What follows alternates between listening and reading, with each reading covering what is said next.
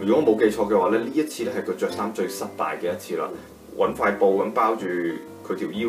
咁就好似咧佢喺人哋西裝嗰度剪咗出嚟咁咧，就 wrap 住自己就算啦。個 navy blue 嘅 strap 嘅呢個 fabric belt 嚟講，同佢本身條裙嘅顏色又唔 match 啦，對鞋又唔 match 啦 ，full floral print 嚟講係太誇張啦，條裙亦都顯唔到佢身材啦。咁 basically 樣嘢都錯。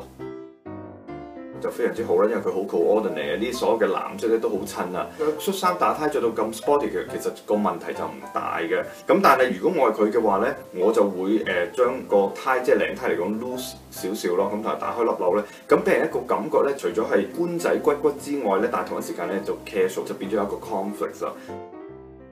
絲膚啊，或者係lace 嚟講都好好睇啦，但係佢上身 OK 嘅，咁但係下身嚟講咧，因為佢呢個 uneven 嘅呢個 skirt 嘅 design 嚟講咧，顯得佢有少少好怪嘅感覺，有少少 cheap 啦。咁但係咧我就好中意佢條頸鏈，